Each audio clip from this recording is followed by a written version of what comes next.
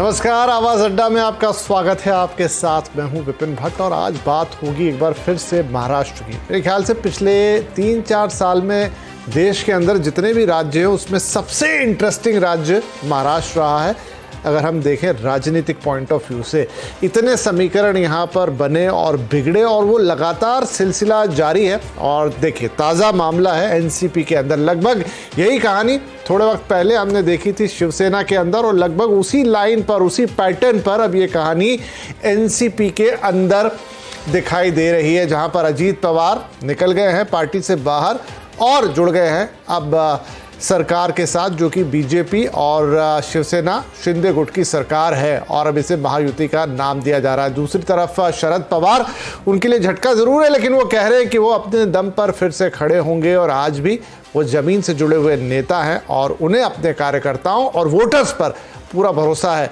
तो ये जो पूरी सियासी बिसात है महाराष्ट्र के अंदर, ये इस वक्त एक ऐसी जगह पे आके खड़ी हो गई कि शायद हर देखने वाले को लग रहा है कि हो क्या रहा है। हम भी इस पे बात करेंगे, इसके डिटेल में जाएंगे, लेकिन उससे पहले देखिए कि पिछले 2-3 दिन में क्या घटनाक्रम रहा।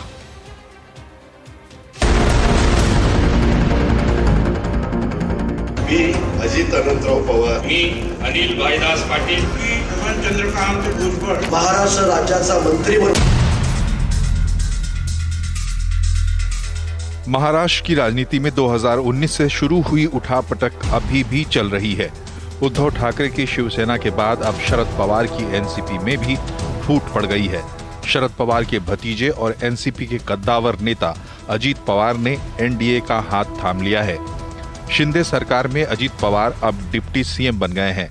उनके साथ 8 एनसीपी के विधायकों ने भी मंत्री पद की शपथ ले ली। अजीत पवार की बगावत के बाद शरद पवार ने भी हुंकार भर दी। उन्होंने महाराष्ट्र के कराड में शक्ति प्रदर्शन किया और अजीत की बगावत को बड़ी साजिश बताया। वो अब फिर से अपने दम पर पार्टी खड़ी करने की बात कर रहे हैं। बाजूला करू आणि पुन्हा एकदा महाराष्ट्र प्रगतीच्या आणि सामान्य माणसाच्या हितासाठी कष्ट करणाऱ्यांचे राज्य ही अवस्था आपण निर्माण करू। अजीत की बगावत के बाद शरद पवार एक्शन मोड में आ गए हैं। एनसीपी ने अजीत पवार के साथ गए सभी विधायकों को अयोग्य घोषित करने का प्रस्ताव स्पीकर को भेज दिया। इसके अलावा प्रफुल्ल पटेल और सुनील तटकरे को पार्टी से बाहर कर दिया। इसके बाद अजीत पवार ने भी एनसीपी की नई टीम बना दी।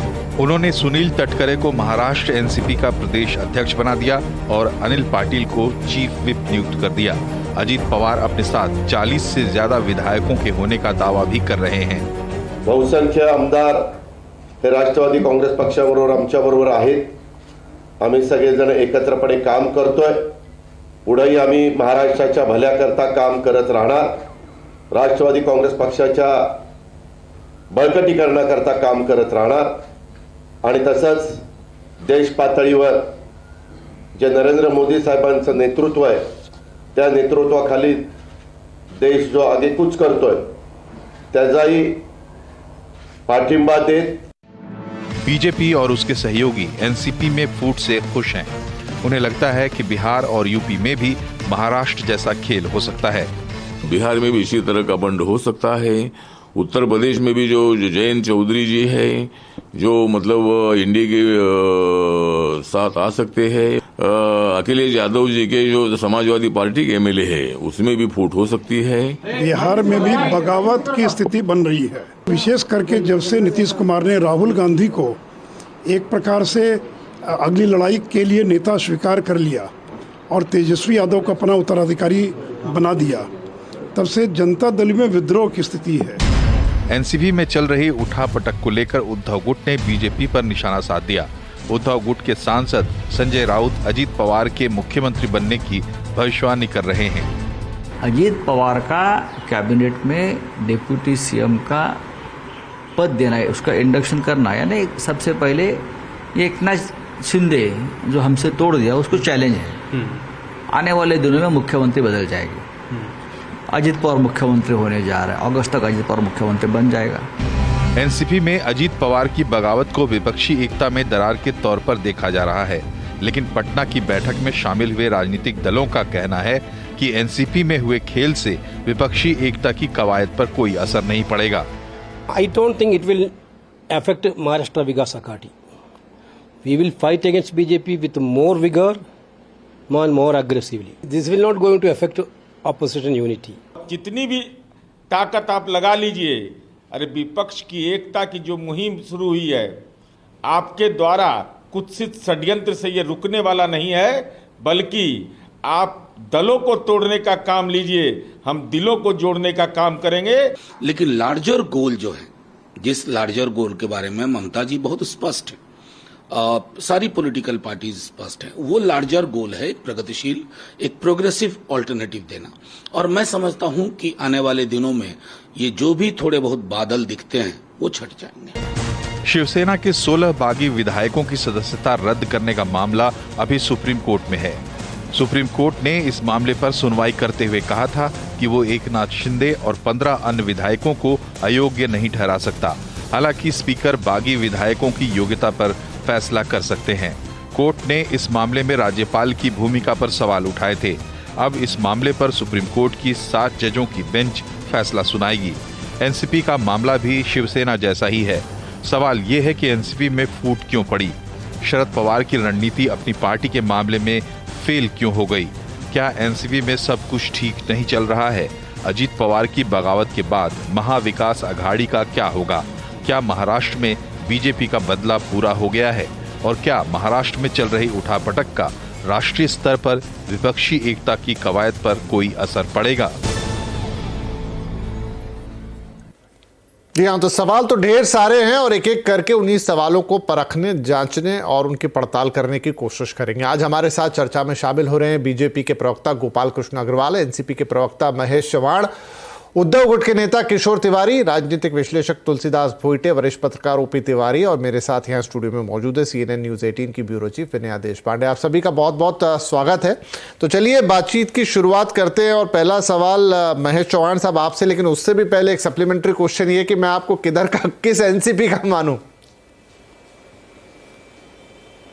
सर, मैं शरद पवार साहब के एनसीपी का हूं और वही ओरिजिनल एनसीपी है, तो आपका मेरे ख्याल से आपके डाउट क्लियर होंगे।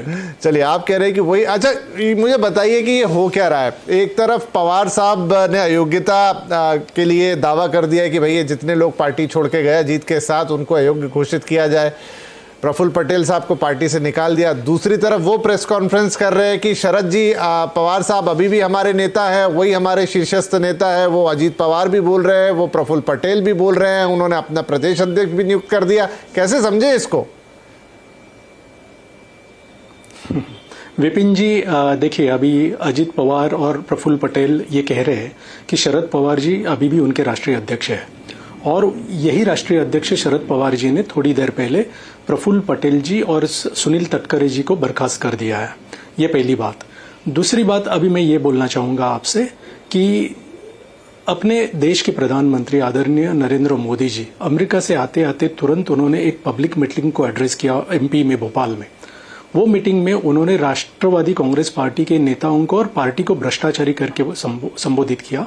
उन्होंने 70,000 करोड़ के घोटाले के बारे में उसका जिक्र किया। नहीं, वो उस पे आएंगे, घोटाले का भी जिक्र किया। चौहान साहब, उस पे आएंगे, वो सवाल है और दूसरे लोगों से पूछे जाएंगे, लेकिन जो आपकी पार्टी में हो रहा, आप तो मुझे उसका जवाब दीजिए। नहीं, मैंने कहा ना कि ये प्रधानमंत्री ने अपने भाषण में ये कहा था कि राष्ट्रवादी पार्टी भ्रष्टाचारी है, उनके नेता भ्रष्टाचारी है। हाँ, तो सही है कि भ्रष्टाचारियों से हाथ क्यों मिला लिया, बात तो सही है, लेकिन आप ये बताइए कि आप, अच्छा ठीक है, कंप्लीट। नहीं, हाँ जी, ठीक है विपिन जी। नहीं विपिन जी, हाँ, मैं ये कहना चाह रहा हूँ कि भ्रष्टाचार के आरोप ठीक है, लेकिन उन्होंने ये डराया था, ये धमकाया था कि मैं किसी को भी नहीं छोड़ूंगा। इसका मतलब सीधा ये होता है कि आइदर CBI, ED और इनकम टैक्स, इसकी जांच लगेगी और ज्यादा जांच वो सख्त होगी। तो ये डर भी था इनके मन में, और ये बात आज की नहीं है, आप जानते हो। बहुत दिनों से ये भ्रष्टाचार के आरोप उन पर लगे हुए हैं और बहुत दिनों से ये सभी नेताओं की ED की जांच चल रही है। तो इसका डर, ये पहली बात, इसके लिए ये लोग गए होंगे। अभी मैं नहीं मानता कि ये बंद था या बगावत थी, क्योंकि लोग ऐसे बोल रहे हैं, मैं थोड़ी लिबर्टी लेना चाहूंगा कि लोग ऐसी चर्चा कर रहे हैं कि शायद सुप्रिया सुले जी को राष्ट्रीय कार्यकारी अध्यक्ष बनाया, इसलिए अजित पवार साहब ने ये बगावत की और अपने साथ उनका गुट को लेकर वो बीजेपी के साथ गए।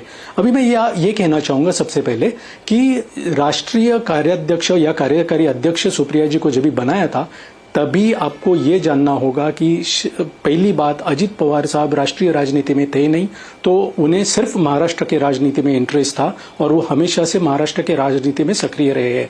अभी शरद पवार जी ने या पार्टी ने कहना चाहिए कि अजित पवार जी को पूरा सम्मान दिया हुआ है। जब हम सरकार में थे तभी उन्हें उप मुख्यमंत्री पद दिया था, उन्हें अच्छा पोर्टफोलियो दिया था। उसके बाद जब हम विपक्ष में थे तभी उनको नेता प्रतिपक्ष भी बनाया था। वो हमारे 2 नंबर के नेता थे, ऐसे आप कह सकते हैं। सुप्रिया सुले जी को जो राष्ट्रीय राजनीति में जो पद हाँ दिया, जी, ये वाली बातें तो चौहान साहब सब जानते हैं। देखिए ये बातें तो सबको पता है, लेकिन अजीत पवार चले गए, प्रफुल्ल पटेल चले गए, छगन भुजबल चले गए, 3 लोगों पे ईडी सीबीआई के मामले हैं, बाकी लोगों पे तो नहीं है, लेकिन आपके कई सारे बड़े नाम टूट के चले गए। आपकी तो पार्टी ऑलमोस्ट खाली हो गई। जो बड़े नाम है 9 हाँ नहीं, देखिए ना, ये जो 9 नाम है ना, उसमें से 4 या 5 लोगों के ऊपर ईडी की इंक्वायरी चालू है, जिसमें अजित पवार साहब खुद है, जिसमें प्रफुल्ल पटेल साहब है, जिसमें छगन भुजबल साहब है, जिसमें मुशर्रफ साहब है और दिलीप वलसे पाटिल साहब है। उन पर भी कुछ इंक्वायरी चल रही है, ऐसे मैंने सुना है। तो 9 में से 5 लोगों के तो मैंने आपको गिना दिए। अभी आप देखिए, ये 5 लोग गए तो एक कॉमन फैक्टर है, उनकी जो ईडी की जांच चल रही है वो। अभी इतने क्लोज नेता जो शरद पवार साहब के साथ थे, वो छोड़ के ऐसे ही नहीं जाएंगे। और किसी ने भी अभी ऐसा नहीं कहा है कि उनकी शरद पवार साहब से कुछ नाराजगी है। अभी भी जैसे कि आपने अभी आपके प्रोग्राम में कहा कि वो लोग अभी भी शरद पवार साहब को उनके नेता मानते हैं, गुरु मानते हैं, और वो अभी भी उनको उनके राष्ट्रीय अध्यक्ष कह रहे हैं। तो बगावत ये मैं नहीं मानता, ये बगावत नहीं है। तो इसके पीछे कुछ ना कुछ डर है। अभी अगर आप मुझे अलाउ करेंगे तो मैं इसके पीछे मेरा एनालिसिस आपको बता सकता हूं। वो ये है, 2 एनालिसिस है मेरे। एक, 2024 का इलेक्शन, उसमें बीजेपी को यहां से ज्यादा सांसद चाहिए, ये एक हो सकता है। और दूसरा एनालिसिस ये है कि अभी जो सुप्रीम कोर्ट से टिप्पणियां की गई, अपने ये जो फैक्शन शिंदे गुट का गया और उनके डिस्क्वालिफिकेशन के ऊपर जो भी सुप्रीम कोर्ट ने कहा है, उस पर अभी विधानसभा, महाराष्ट्र के विधानसभा स्पीकर को निर्णय लेना है। और शायद ये निर्णय आ सकता है कि वो 16 विधायक डिस्क्वालीफाई हो सकते हैं और उनके साथ बाकी के जो लोग हैं, 40 में से बाकी के जो बचते हैं, वो भी डिस्क्वालीफाई हो सकते हैं। तो ऐसे स्थिति में अगर बीजेपी की सरकार कोलैप्स होने का डर है तो उनको किसी का सपोर्ट चाहिए था। तो शायद एनसीपी के गुट को उन्हें लगा, अभी अजित पवार साहब ने उनको ऐसे बताया होगा कि मेरे साथ 40 विधायक हैं। ये भी एक सवाल है कि क्या 40 विधायक हैं? आप में लिया होगा। आप वो दावा कर रहे हैं कि उनके पास 40 है, इधर पवार साहब दावा कर रहे हैं कि नहीं गए हैं लोग। देखिए, 9 लोग जिन्होंने मंत्री पद की शपथ ली है वो उनके साथ है, ये तो मैं मानता हूं। लेकिन उसके अलावा हमारे पास 53-54 हमारे जो विधायक है, उसमें से बाकी के जो 44 विधायक है, उनकी अभी तक कुछ भी स्थिति स्पष्ट नहीं हुई है। वो स्पष्टता आने के लिए 2-3 दिन का समय जाएगा। हमारे पार्टी ने उन्हें 5 तारीख का अल्टीमेटम दिया है। इसलिए दिया है क्योंकि वो जो विधायक है उसमें से बहुत सारे विधायक हमारे लीडरशिप से संपर्क में है। वो कह रहे हैं कि हमें वापस आना है। हमने जो देखिए, अभी आप मानो ना मानो, लेकिन वो ये कह रहे हैं कि उन्होंने जो सिग्नेचर्स किए वो उन्हें बिना बताए सिग्नेचर्स लिए गए कि किस चीज पर वो सिग्नेचर कर रहे हैं। जब भी उनको पता चला कि उन्होंने किस चीज के लिए सिग्नेचर्स किए, उन्होंने हमारे पार्टी लीडरशिप के साथ कांटेक्ट करने से का शुरू किया और वो कह रहे हैं कि हम आपके साथ हैं, हम आएंगे। मैं ये नहीं कह रहा हूं कि 44 के 44 हमारे साथ आएंगे, लेकिन जितने भी आएंगे हमें पूरा भरोसा है कि उनका जो 2/3 का मेजोरिटी का नंबर आना चाहिए वो डिस्क्वालिफिकेशन से बचने के लिए, वो पाना उनके लिए बहुत डिफिकल्ट होगा। चलिए ठीक है, महेश जी ने बड़े कई सारे सिनेरियो एक्सप्लेन किए, लेकिन विनया, ये जो जितनी आसानी से उन्होंने सारे सिनेरियो एक्सप्लेन किए, क्या सब चीज़ें इतनी सरल होती है कि जिस दिन जिसने जो चाहा वैसा कर लिया कि वहाँ 40 लोग कम हो जाएंगे तो यहाँ से 40 चले गए, ये थोड़ी सी इस बात से नाराज हो गए थे तो वहाँ चले गए? Is it that simple? See, politics तो कभी मैथ्स की बात नहीं है, पॉलिटिक्स केमिस्ट्री की बात है। तो ये 40 यहाँ आएंगे, 40 वहाँ जाएंगे, इस तरीके से इतना सिंपल तो विपिन जी है ही नहीं। अगर हम देखें तो ये जो कॉम्बिनेशन अब बन रहा है, इसमें क्या ये ट्रिपल इंजन की सरकार है या ये ज़्यादा हेडेक है भाजपा के लिए, ये तो कुछ दिन ही बता पाएंगे। क्योंकि एक तरफ हम देख रहे हैं कि जो 40 विधायक एकनाथ शिंदे के साथ आए थे वो कुछ प्रोमिसेस पे आए थे, 1 साल हो गया वो इंतज़ार कर रहे हैं कि उनको अकोमोडेट किया जाए, उनको रिवॉर्ड किया जाए। मिनिस्टीरियल पोजीशंस छोड़ के आए थे और उनको लगा था कि इस सरकार में आने के बाद उनको अच्छा चांस मिलेगा। 1 साल के वेटिंग के बाद अभी भी जब कैबिनेट का जो बहुत बड़ा प्रॉमिस्ड विस्तार था वो हुआ नहीं है जी। इंस्टेड क्या हुआ, एनसीपी के 9 विधायक आ गए और जैसे ही आ गए 9 के 9 मिनिस्टर्स बन गए, कैबिनेट मिनिस्टर्स बन गए। तो जाहिर सी बात है कि अब जो पहले से ही सरकार में हैं उनके मन में तो ईर्ष्या, सिर्फ ईर्ष्या ही नहीं बाकी भी चीज़ें होंगी। सिर्फ एकनाथ शिंदे के ग्रुप में नहीं, भाजपा में तो सबसे ज़्यादा अभी जो डिससेटिस्फैक्शन है वो हम देखते हैं, क्योंकि 105 सीटें उनकी खुद की हैं। इसके बावजूद डेप्यूटी चीफ मिनिस्टर और कुछ कैबिनेट मिनिस्टर्स जिनको ये एक्सपेक्टेशन थी कि उन्हें इस सरकार की वजह से कुछ मिलेगा, उनके हाथों कुछ लगा नहीं। पिछली बार जब देवेंद्र फडणवीस ने अपने पक्ष के साथ बात की, उन्होंने कार्यकर्ताओं को कहा कि आप एक्सपेक्टेशंस मत रखिए कि आपको कुछ मिलेगा। यानी जो काम करने वाला ग्रासरूट वर्कर है या जो पार्टी के साथ लॉयली जुड़ा हुआ नेता है, एमएलए है, उसके हाथ कुछ नहीं लगा। तो इन सब को इकट्ठे लेके आगे बढ़ना ये निश्चित ही चैलेंज है भाजपा के लिए। लेकिन इसके प्लस पॉइंट्स क्या हैं, हम देखें तो वेस्टर्न महाराष्ट्र जैसा एरिया है जहां पे अजित पवार जैसा मराठा नेता है, एक बहुत ही उम्दा और प्रोमिनेंट फेस है, जिनके साथ लोगों की शक्ति है। वे एक ऐसे जननेता हैं जो जब बात करने के लिए खड़े होते हैं तो लोग सुनते हैं। उनके पीछे पार्टी के एमएलएज खड़े हैं, अगर वो चाहें तो मोबिलाइज कर सकते हैं।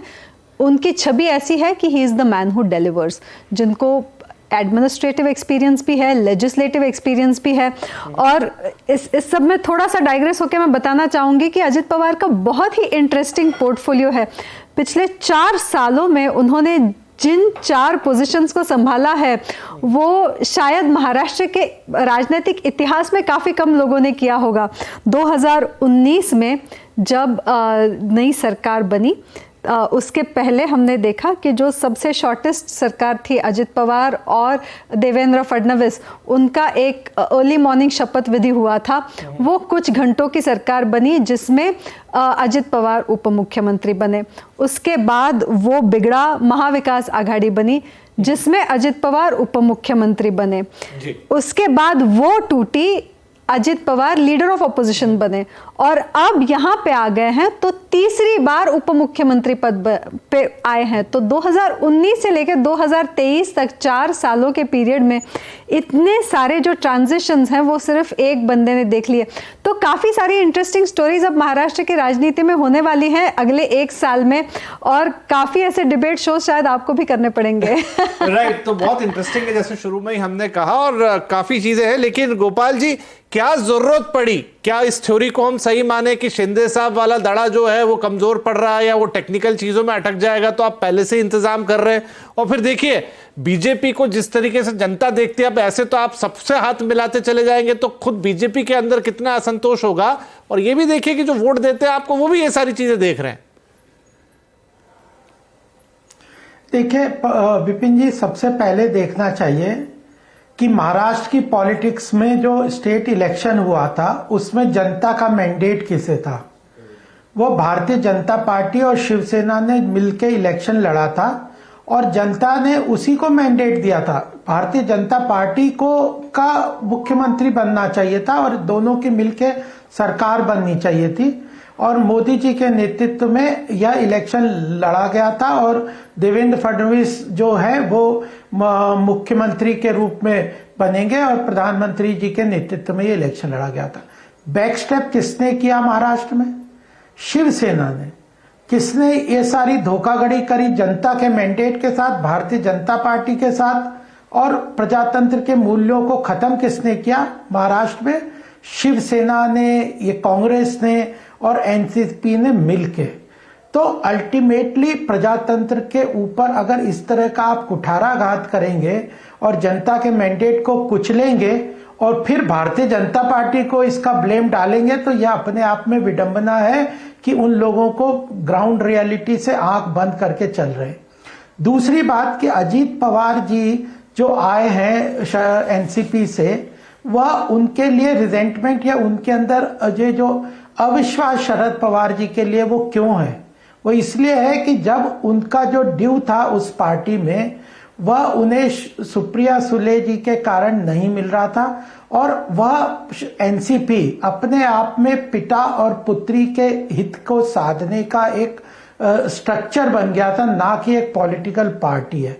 तो रिजेंटमेंट उनके अंदर है, धोखा उन्होंने किया और वह उनकी पार्टी का इंटरनल प्रॉब्लम है। वो हमारे पास आए और अब वो हमारी पार्टी को सरकार को ज्वाइन कर रहे हैं। अलग से एक पार्टी है, गठबंधन की सरकार है। आप तो सारे लोग कहते थे कि भाजपा गठबंधन का धर्म नहीं निभाना चाहती और पार्टियां नहीं आती। अब हमारे साथ जुड़ रहे हैं तो लोगों ने स्वागत करना चाहिए।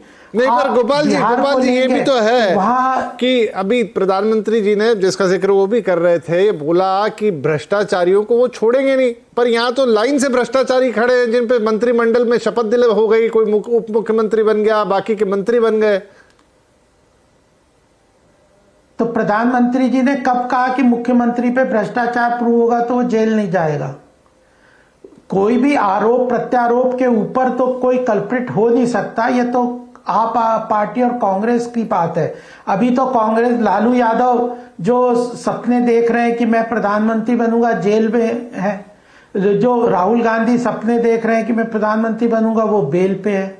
सोनिया जी बेल पे है। कौन सा आदमी है जिनके पर जो मनीष सिसोदिया जेल में है? तो ये लोगों ने भ्रष्टाचार किया है, इनके ऊपर कानून ने केवल एफआईआर या आरोप की बात नहीं है, इन लोगों के ऊपर आगे स्टेज पे जो चार्जशीट है उसको एक्सेप्ट किया है कोर्ट ने। बेल तक नहीं मिल रही कई लोगों को। तो जो भी भ्रष्टाचार में लिप्त पाया जाएगा, किसी भी पद पे होगा, प्रधानमंत्री का संकल्प है, प्रतिज्ञा है और वह उसको सजा मिलेगी, चाहे वो भाजपा का हो, चाहे अपोजिशन का हो, चाहे किसी पद पे हो। तो यह जो बात है, आने वाले समय में क्या उन पे भ्रष्टाचार प्रूव होगा कि नहीं होगा, वो क्या भ्रष्टाचार में लिप्त है कि नहीं है, वो भाजपा में है कि एनसीपी में है, उससे कोई मतलब नहीं है। देश का कानून भ्रष्टाचार नहीं। तो गोपाल जी आपने शुरू, चले ठीक है, ये वाली बात भी मान ली मैंने, लेकिन आपने कहा कि उनके अंदर असंतोष था उनके, लेकिन वो आपके विचारधारा के बिल्कुल उलट लोग हैं। कल तक जिन्हें आप कोस रहे थे, जो आपको कोस रहे थे, उन्होंने तो यहां तक कह दिया था, अजीत पवार का आई थिंक बयान विनय अगर मैं गलत नहीं हूं, कि ये सबसे असफल मुख्यमंत्री है, सबसे असफल सरकार है। क्या जरूरत थी उनसे हाथ मिलाने की? देखिए, जरूरत जो राजनीति है, आप भी जानते हैं, मैं भी जानता हूं, राजनीति संभावनाओं का असीम वो स्थान है जहां पे कुछ भी संभावना होती। संभावनाओं पे चर्चा हम नहीं कर सकते, लेकिन फैक्ट ये है कि अजीत पवार जो पिछली बार, अभी पीछे 2-3 दिन पहले शरद पवार जी का क्या बयान आया था, बोला था मैंने क्या राजनीति खेली, मैंने भाजपा को पटकनी दिखा दी। अब इस तरह के वो बयानबाजी करते हैं। हाँ, बिल्कुल सही, बिल्कुल सही। वो सवाल लेके मैं चौहान साहब के पास जाऊंगा। बिल्कुल आपका कहना सही है कि वो कह रहे हैं कि उस समय तो मेरे ही कहने पे आए थे, इधर की गुगली हो गई, उधर की गुगली हो गई। तो बात यह है कि जो बंदा वोट डालता है उसको आप गुगली फेंकेंगे, बाउंसर फेंकेंगे, इन स्विंगर डालेंगे, आउट स्विंगर डालेंगे। बिल्कुल सही। पवार साहब इन सब चीजों से ऊपर थोड़े हैं, कितने भी सम्मानीय होंगे। चौहान साहब, मैंडेट तो भाजपा के ही सत्ता में रहने के लिए था और उसको हम पूरा कर रहे हैं। ठीक है जी, मैं जवाब दूं? किशोर तिवारी, हाँ जी, मैं आपके पास आ रहा हूं, लेकिन किशोर तिवारी जी बहुत देर से कुछ बोलना चाह रहे हैं, उनके बाद मैं आपके पास भी आऊंगा। बिल्कुल। नहीं विपिन भट्ट जी, ये देखिए, मैं महाराष्ट्र की राजनीति से तो 40 साल से जुड़ा हूं और बीजेपी में मैं 30 साल पहले रहा और पूर्णकालीन भी रहा। और मैंने बीजेपी की राजनीति देखी, अटल जी की देखी और लाल कृष्ण आडवाणी जी की देखी। 14 से 19 तक तो मैं इनके साथ ही रहा। 14 से ही मुझे ऐसे संकेत मिलने लगे थे कि किसी भी प्रकार सत्ता मिलनी चाहिए, ऐसा प्रयत्न उस वक्त हुआ था। और उस वक्त भी एनसीपी के सपोर्ट से इन्होंने मेजॉरिटी प्रूव की थी, अनकंडीशनल सपोर्ट से। उसके बाद ऐसा मुझे लगा कि इन्हें काहे से ही परहेज नहीं है, बातें करते चारित्र की और भ्रष्टाचारी बोलते थे। नहीं तो एक मिनट किशोर जी, तो दिक्कत तो फिर आप ही के यहाँ से शुरू हुई। अभी तो उन्होंने यही बात तो कही, जब मैंडेट आपको और भारतीय जनता पार्टी को मिला था तो आप हाथ छुड़ा के दूसरी तरफ क्यों गए? सरकार नहीं बनानी थी तो ना बनाते, लेकिन आपने उन लोगों से हाथ मिलाया जो विचारधारा में आपके बिल्कुल दक्षिण में खड़े हैं। एक मिनट विपिन जी, आप है ना मुझे एक तो 20 मिनट के बाद मौका दिया तो थोड़ा बोलने देना। मैं मेरी बात रख लेता हूँ। बिल्कुल नहीं, आप ही बोल रहे हैं, मैंने तो बस बीच में सवाल पूछा, आप ही बोल रहे हैं। हाँ देखिए, मैं अभी बता रहा हूँ कि 14 से 19 के अंदर देख लो, शिवसेना 14 में लोकसभा में इनके साथ थी, लेकिन विधानसभा में फिर साथ नहीं थी क्योंकि बीजेपी ने उनको अकेला छोड़ दिया था और युति बीजेपी ने तोड़ी थी। उसके बाद बीजेपी ने हमसे प्रपोजल लेके ही सरकार बनाई थी, तो बीजेपी ने तो पहले सरकार बना ली, फिर हम उनके साथ जुड़े बीजेपी के कहने पे। अब ये जो बात थी कि जो अवहेलना और रीजनल पार्टियों को खत्म करने के नया कल्चर आया, उस कल्चर से आहत होकर ही उद्धव जी ने इनसे दूर जाने का निर्णय लिया। अब उद्धव जी ने जब चुनाव लड़ा था बीजेपी के साथ और बाद में वो जनता में उनको जाना चाहिए था, तो उन्होंने भी कबूल किया कि वो मुझसे गलती हुई, मैंने चुनाव में जनता के पास जाना था। चलो, उसके बाद मैं अभी बताता हूं कि उसके वक्त भी जब हम चले गए तो इन्होंने अजित पवार जी से और शरद पवार जी से अमित शाह और मोदी जी के कंसेंट पर एक दिन की वो 72 घंटे वाली सरकार बनाई। लेकिन 48 घंटे पहले ही उन्होंने कह दिया था कि मैं बीजेपी के साथ नहीं रहूंगा। उसके बाद भी उन्होंने अजित पवार जी को लेके बनाई और उसके बाद जब हम उनसे दूर गए तो हमारी पार्टी को तोड़ा गया। आप मुझे बताइए, उसी प्रकार से अब एनसीपी को तोड़ा गया है। अब ये हमारे वक्त जब तोड़ा गया तो ईडी सीबीआई की जांच लगी थी, उन लोगों को परेशान किया गया था, अरेस्ट करने की बात की, अरेस्ट कर जैसे अच्छा, एक और बात, एक मिनट मैं जरा ओपी तिवारी जी के पास जा रहा हूं, आपके पास भी दोबारा आऊंगा। ये ईडी सीबीआई बार बार आ रहा है। अरे ईडी सीबीआई भी तो वहीं पे काम करेगी ना जहां पे कुछ होगा। ऐसा तो नहीं होगा कि सिर्फ परेशान करने के लिए ईडी सीबीआई लगाई जाती है। मैं इसका जवाब दे देता हूं, फिर आप तिवारी जी के पास जाइए। मैं एक बात बोलता हूं कि विपिन जी, अगर आप अनिल देशमुख की बेल ऑर्डर देखते हैं तो उन्होंने बोला कि सुनी सुनाई बातों पे क्या किसी को जेल में रख सकते हैं, उनकी ऑर्डर में लिखा है, बेल ऑर्डर में। दूसरा, संजय राउत की बेल ऑर्डर में ऐसा लिखा है कि जिन लोगों ने भ्रष्टाचार किया है, और आप कहते हैं हजारों करोड़ का भ्रष्टाचार है, फिर वो लोग क्यों खुले झूम रहे हैं और इस आदमी को किस लिए ले आया? तो उसको भी छोड़ दिया, उनको 13 महीने नहीं छोड़ा। देखो, टेक्निकल इश्यू होते हैं जिसके अंदर आप चार्जशीट भी कर सकते हो लेकिन प्रूव नहीं कर सकते। तो आपने 2.5 साल छगन भुजबल को रखा था। ये देखिए, दुधारी तलवार वाली बात है। एक तरफ ये कि आपने गलत किया, दूसरी तरफ ये कि अगर ऐसा ही है कि बिल्कुल सब दूध के धुले हैं तो फिर दिक्कत क्या है? जब वो लिख के दे रहा है कोर्ट आपको कि आपके खिलाफ कुछ ये नहीं है या जो भी आप बातें उदाहरण यहां पेश कर रहे हैं, तो फिर किसकी मजबूरी है? अरे 13 महीने तो जेल में तो रह जाते हैं और जेल में रह के वहां का। चलिए ठीक है, मैं आपके पास फिर से आऊंगा। ओपी तिवारी साहब, ये जो पूरी महाराष्ट्र की राजनीति है, इसमें सभी पार्टियां, मैं कह रहा हूं कोई एक पार्टी नहीं, चाहे उसमें शिवसेना को लीजिए, चाहे अभी जो एनसीपी के अंदर हो रहा है उसको लीजिए, क्या यहां पर हो रहा है? क्या सब मौका परस्ती का खेल खेल रहे हैं या वाकई में कोई ऐसा ईडी सीबीआई का डर है जिससे सब टूटा चला जा रहा है? फिर तो बंगाल में भी होना था और भी दूसरी जगहों पर होना था, पंजाब में भी सरकार नहीं बननी थी, वहां भी ईडी सीबीआई काम ही कर सकती थी ना। विपिन जी, वास्तव में जो अभी पीछे कुछ चर्चा हुई, इस सब की शुरुआत वहीं से होती है 2019 के विधानसभा चुनाव का रिजल्ट आने के तुरंत बाद से। जो बात आपने अभी कही कि क्या कारण थे कि साथ में चुनाव लड़ करके, अभी अग्रवाल साहब ने ये बात कही है कि साथ में चुनाव लड़ करके और अचानक उद्धव ठाकरे को पता नहीं क्या एहसास हो जाता है और वो चले जाते हैं कांग्रेस एनसीपी के साथ में। ये वहीं से सारा राजनीतिक खेल शुरू होता है। वो उस समय जो बात देवेंद्र फडणवीस के मन में थी, मैं पुनः ये, वो नहीं आ पाए, आ भी नहीं पाया, और उनके इसी सेंटेंस को लेकर के उनको 2.5 साल तक चढ़ाया भी जाता था। तो वो कहीं ना कहीं तो वो मन में बैठा हुआ था ना। भारतीय जनता पार्टी अगर सबसे बड़ी ये चाहे वो हमारे साथ में पैनलिस्ट एनसीपी के लोग बैठे हुए हैं या किशोर तिवारी जी बैठे हुए हैं, क्या ये तो सभी लोग मानेंगे ना कि सबसे बड़ी पार्टी कौन सी होकर उभरी थी, और उस पार्टी ने किसके साथ मिलकर के चुनाव लड़ा था।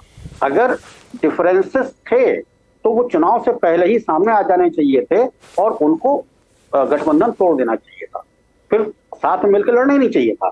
वहां से ये चीज शुरू हुई है, और कहीं ना कहीं जो यहाँ भाजपा के सबसे बड़े नेता हैं देवेंद्र फडणवीस, उनके मन में ये बात रही होगी। और उसके बाद जब ये 2022 में जब राज्यसभा का चुनाव हुआ और उसके बाद फिर विधान परिषद के चुनाव हुए, वहां से देवेंद्र फडणवीस को मौका मिला और उन्होंने अपनी चाल चलनी शुरू। और जब उन्होंने अपनी चाल चलनी शुरू की तो उसके बाद से ये सारे फ्लैट होते जा रहे हैं। वो कोई भी पार्टियां हो, वो चाहे शिवसेना की टूट हो या उसके बाद फिर शिवसेना की टूट, तो मैं मानता हूं छोटी चीज, क्योंकि शिवसेना में उद्धव ठाकरे जी कोई बहुत बड़ा राजनेता है, बहुत शातिर राजनेता में नहीं मानता, लेकिन कल जो हुआ है ये तो सबके लिए आश्चर्य की बात है कि क्या शरद पवार जी को बिल्कुल पता नहीं था कि हाँ उनकी नाक के नीचे से उनकी पार्टी निकलती चली जा रही। वो शरद पवार जिनके बारे में ये कहा जाता है कि वो तो महाराष्ट्र में पत्ता भी उनकी मर्जी के बगैर नहीं खड़कता है। तो ये सारा खेल 2019 में एक बेमेल गठबंधन से शुरू हुआ है, और ये तब तक चलेगा जब तक हमको लगता है कि अब लोकसभा चुनाव या अगला विधानसभा चुनाव नहीं आ जाता। हाँ, उस समय मुसीबतें आएंगी। अभी विनय जी ने एक चीज इशारा किया था, मैं भी उसको समझ रहा हूं, ये बहुत मुश्किल होगा भारतीय जनता पार्टी के लिए इन सब के बीच इनको साथ लेकर चलना। अभी 1.5 साल भी इनको साथ लेकर चलना बहुत मुश्किल होगा। ये जो कुंभा बटोरा है देवेंद्र फडणवीस ने, और उस समय जब ये सीटों का बंटवारा करने बैठेंगे ना, तो उस समय तो बहुत ही मुश्किल आएगी भारतीय जनता पार्टी के लिए। इसके लिए भी भाजपा को तैयार रहना चाहिए। ठीक है, उस पर भी चर्चा करते हैं, लेकिन बोहिटे साहब हमारे साथ हैं जो बहुत एक लंबी और गहरी नज़र रखते हैं यहाँ की महाराष्ट्र की राजनीति में। बोहिटे साहब, कैसे समझे इसको? एक समय पवार साहब का वो 2-3 दिन पहले वाला स्टेटमेंट कि उस समय मैंने गुगली डाली थी, अजीत पवार मेरे कहने पे गए थे, क्यों ना हम इस बार भी माने कि उन्हीं के कहने पे जाए? ये सिर्फ ऊपर का दिखावा है, या फिर इसका फ्लिप साइड देख ले कि क्या अजीत पवार अपनी मजबूरियों के चलते, चाहे वो ईडी सीबीआई हो, चाहे उनकी बातें नहीं सुनी जा रही हो, छपरा 2 साल से नाराज थे, सुप्रिया जी को ऊपर कर दिया, मन माफिक चीजें नहीं मिली, कैसे समझे इसको? ये तो बहुत गहरा खेल है, शायद ऊपर से बिल्कुल समझ में नहीं आएगा। देखिए, राजनेता जब भी चाल खेलते हैं तो उनकी कोशिश तो सिर्फ अपना स्वार्थ साधने की होती है, तो उनकी चाल समझना पत्रकारों के बस की भी बात नहीं होती। एक बात क्या है कि शरद पवार को लेकर कई किंवदंतियां भी इस राज्य में लगी रहती है कि कुछ भी हो जाए तो पवार साहब का कुछ तो उसके पीछे उनका दिमाग है, कुछ तो उन्होंने सोच समझ के एक किया हुआ है। यानी आपको सिर्फ थोड़ा पीछे लेके जाके बताऊंगा कि 1995 में जब शिवसेना भाजपा एक गैर कांग्रेसी सरकार, सबसे पहले कोई गैर कांग्रेसी सरकार इस राज्य में अस्तित्व में आई थी, तो भी यही कहा गया था कि पवार साहब नहीं चाहते कि यहाँ पे कांग्रेस की सत्ता रहे, उनकी सत्ता रहे, जबकि वो उस समय मुख्यमंत्री थे। तो अब की जो बात है, देखिए, हो सकता है 2019 में 72 घंटे की 3.5 दिन वाली जो सरकार बनी थी, उस समय जरूर उनकी बुगली चल गई थी, जैसा वो दावा करते हैं। लेकिन अब की बार अगर देखा जाए तो अजीत पवार अकेले नहीं गए। अजीत पवार सिर्फ उनके अपने समर्थक विधायकों को लेकर नहीं गए। इस बार अजीत पवार के साथ छगन भुजबल है, अजीत पवार के साथ प्रफुल्ल पटेल नाम का शरद पवार जी का सबसे बड़ा पॉलिटिकल मैनेजर है। इतना ही नहीं, बाकी भी जो बड़े नेता गए उसमें से दिलीप वलसे पाटिल जो कि पुणे के हैं, पवार साहब के पीए के तौर पे जिनका करियर शुरू, पवार साहब ने उनको सब कुछ बनाया, वो भी चले गए। इतने बड़े नेता जब जाते हैं तो मुझे लगता है इसके पीछे भी शरद पवार के कोई ना कोई रणनीति होता है, ऐसा कहना ये तो जैसे हम भाजपा के बारे में कहते हैं कि अंधभक्त रहते हैं, वैसा ही अंधभाट है, यहाँ पर ऐसा कहना होगा। एक देखिए, क्या इस बार की सबसे बड़ी दुविधा सिर्फ राष्ट्रवादी कांग्रेस को नहीं है। अगर आप ध्यान से देखोगे कल से जो कुछ हो रहा है, तो सभी पार्टियां इसमें छोटे लाभ में लेकिन बड़े घाटे में गई है। अब भाजपा का देखिए, भाजपा हिंदुत्व का परचम कुछ ज्यादा ही कर्नाटक के बाद लहराने लगी थी। उस मुद्दे पर महाराष्ट्र जैसे राज्य में भी काफी आक्रामक आंदोलन होने लगे थे भाजपा की तरफ से।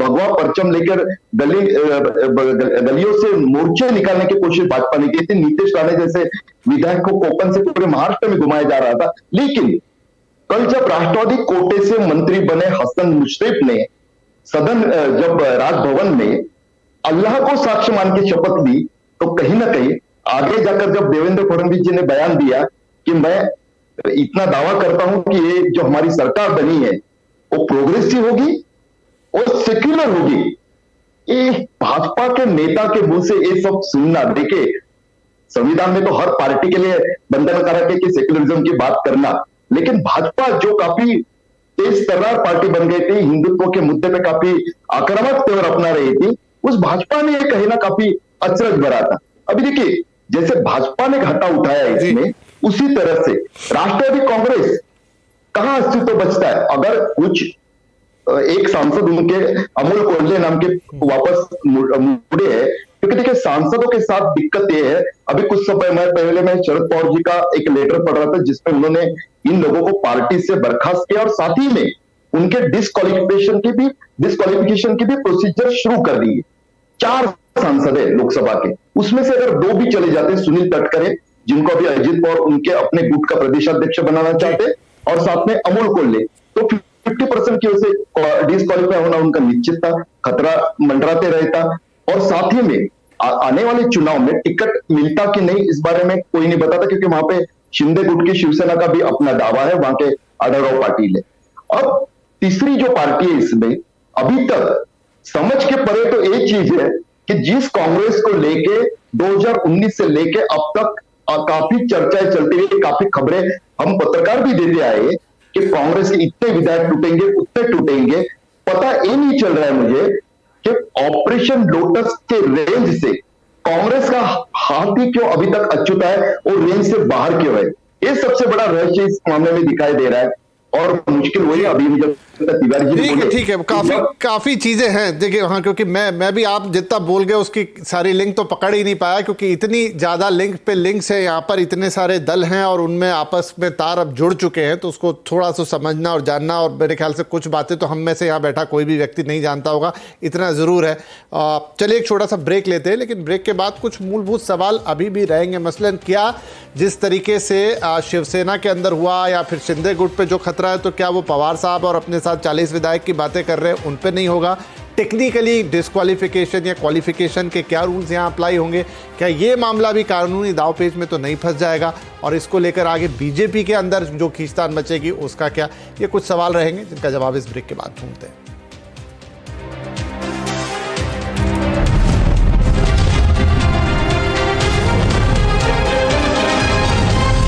के बदलते राजनीतिक समीकरणों की और खासतौर पर एनसीपी पे नजरें, क्योंकि सारा घटनाक्रम उसके इर्द गिर्द घूम गया है। अब अजीत पवार एनसीपी से अलग हैं, कह रहे हैं कि शरद पवार अभी भी हमारे नेता हैं, लेकिन खुद को एनसीपी भी बता रहे हैं और बाकायदा यहाँ की सरकार में शामिल हो चुके हैं, जो कि भारतीय जनता पार्टी और शिवसेना शिंदे गुट के साथ चल रही थी। अब उसमें एक तीसरी भी और खुद इसे कह रहे हैं कि ये महायुति हुई है।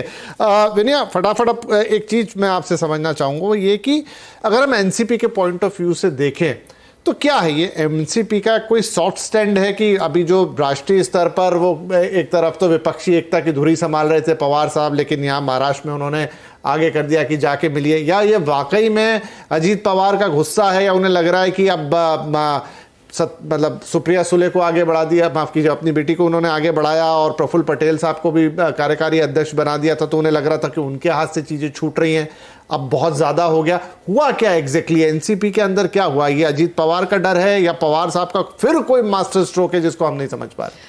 जी, कुछ भी कहने से पहले मैं बता दूं कि शरद पवार की जो चालें हैं वो प्रेडिक्ट करना महाराष्ट्र की राजनीति में बहुत ही डिफ़िकल्ट रहा है अब तक। लेकिन अगर हम ये ट्रैक करें कि एनसीपी का डेवलपमेंट कैसा रहा, तो हर कोई जानता है अब, और इससे जो कोई भी पैनल पे हैं वो भी मेरे साथ अग्री करेंगे कि अजित पवार की जो प्रॉब्लम है ये नई नहीं है। क्या कोई जानता नहीं था कि अजित पवार जाएंगे? तो वो भी बात सच नहीं है। पिछले कुछ महीनों से लगातार ये चर्चाएं हो रही थी। पिछली बार जब ये मुहूर्त निकला उसके बाद शरद पवार ने अचानक अपना इस्तीफा दे दिया, वो सारा ड्रामा हो गया और उसके बाद अचानक से ये चर्चाएं पीछे पड़ गई। तो क्या शरद पवार जानते नहीं थे कि उनके पक्ष में क्या चल रहा है? वो बहुत ही अच्छी तरह से जानते थे।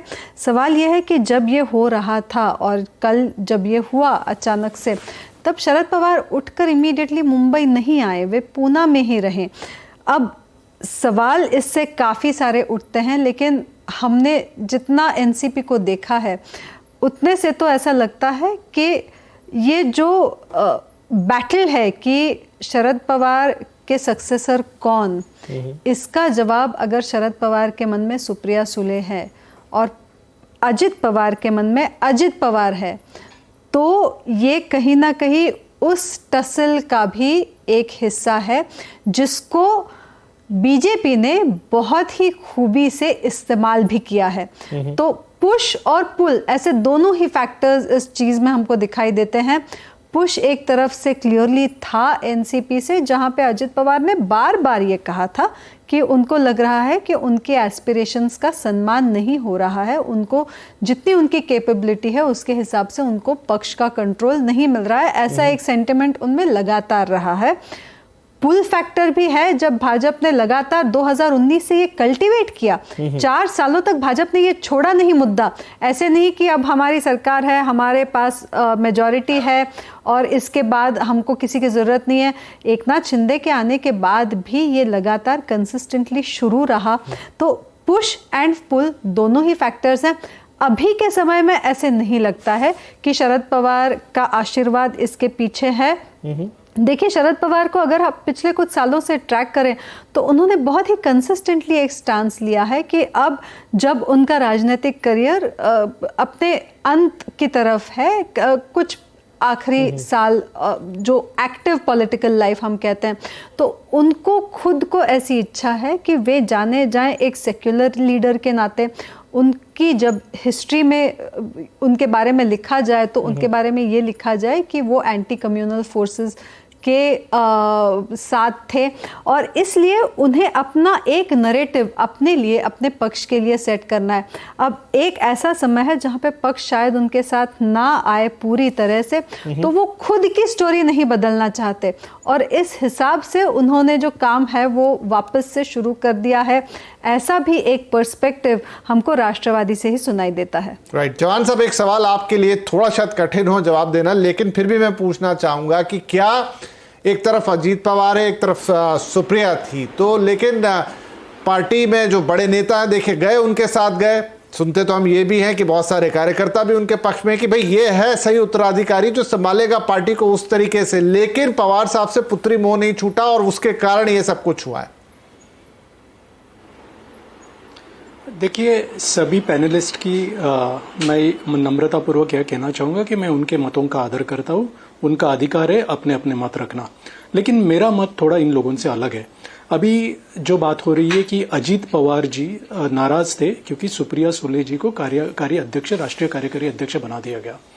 अभी जब अजीत पवार एनसीपी खुद का एक गुट लेकर गए तो क्या उन्होंने खुद को राष्ट्रीय अध्यक्ष उस गुट का डिक्लेयर किया? क्यों नहीं किया?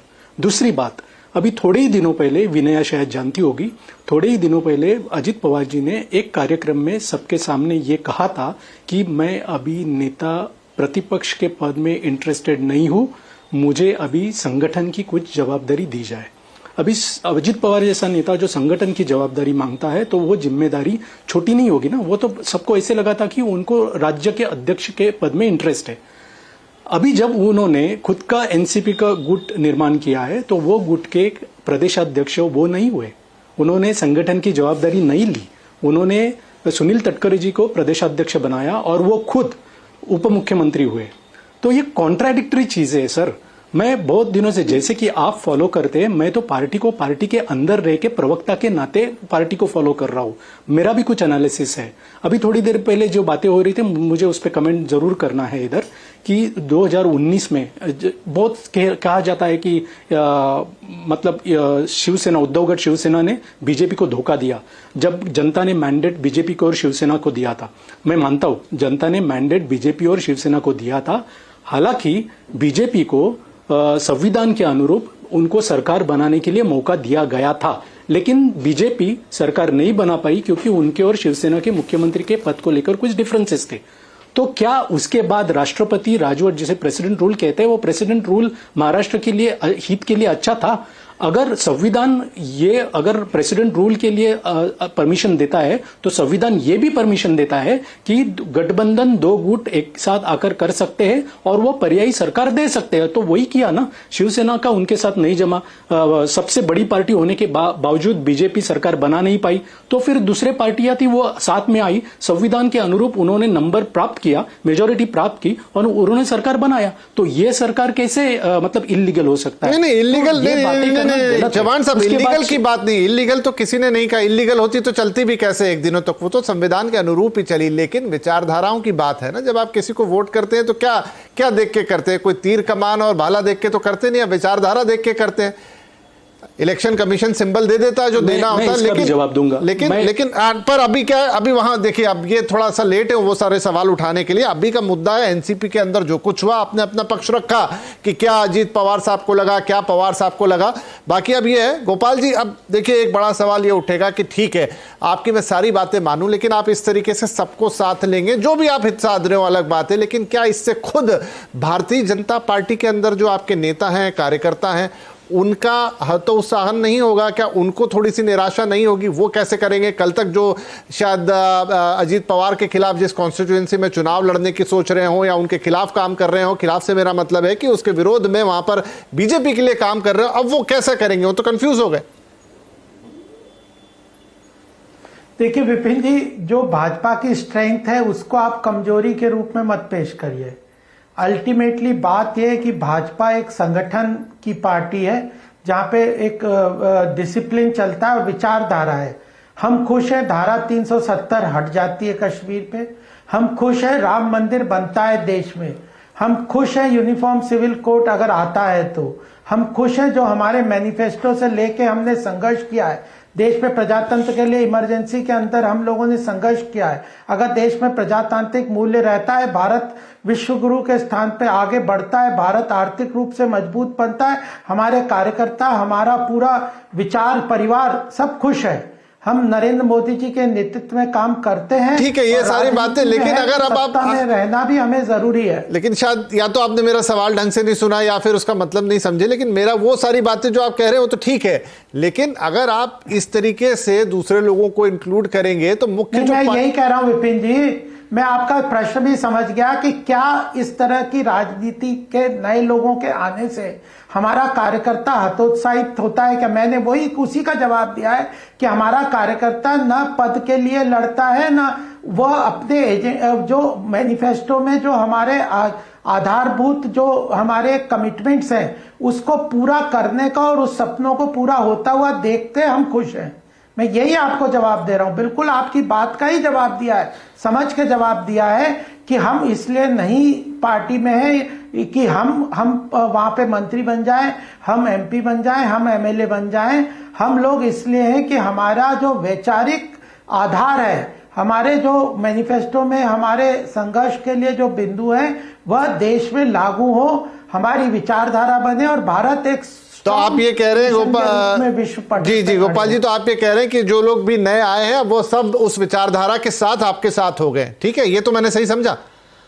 वो हम अपना एजेंडा चला के चलेंगे, हम मैनिफेस्टो के अंतर्गत जो ठीक है, गॉट योर पॉइंट, हम उसको जी ठीक है, वो साथ रहे या ना रहे। जरा मैं ऐड कर लेता हूँ, ठीक है? हम अपना किशोर जी, हाँ किशोर जी चले जाएंगे, ठीक है। किशोर तिवारी, हाँ सर ठीक है, गॉट योर पॉइंट। किशोर तिवारी, एक सवाल आपके लिए कि हम यूसीसी नहीं लाएंगे तो हम उससे फिर नहीं ठीक है सर, समझ गया। धारा 370 हम हटाएंगे, वो कहे नहीं हटाएंगे तो भी हम हटाएंगे, ठीक है। किशोर तिवारी जी, अब महाविकास अघाड़ी का क्या होगा? नहीं, एक बात तो मैं बता दूं तुमको कि विनया देश पांडे जी ने भी यही बात कही थी कि बीजेपी के जो 105 विधायक है उसमें से 55 तो बाहर से लिए हुए। और एक बात मैं और बता दूं कि जो 40 विधायक हमारे तरफ से गए उनको सबको मिनिस्टर बनाने वाले थे। अब बीजेपी को इंटरनल इशू तो रहेगा ही रहेगा, और जनता की जहां तक बात है और तो उनको तो रोजगार चाहिए, महंगाई कमी चाहिए। लेकिन एक मैं बात बोल रहा हूं कि महाविकास आघाड़ी में से 100-200 लोग निकल जाते हैं तो महाविकास आघाड़ी का जनाधार कम नहीं होता।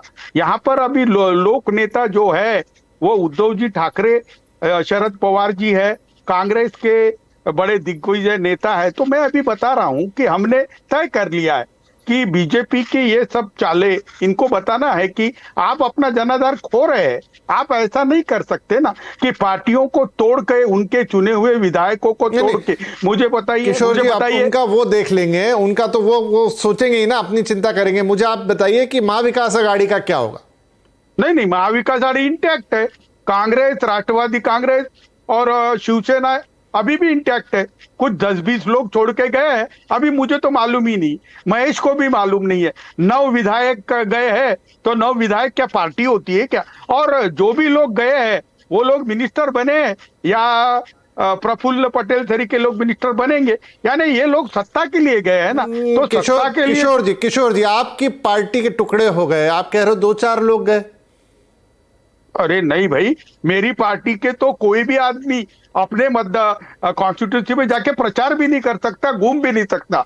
इतना क्या गोपाल जी कुछ कह रहे हैं, शायद कुछ कह रहे थे। नहीं, मैंने उनका मैं कह रहा हूं महाविकास आघाड़ी किस लिए बनी थी? सत्ता के लिए तो बनी थी, और किस लिए बनी थी? महाविकास आघाड़ी सत्ता के लिए बनी थी तो कोई बात नहीं।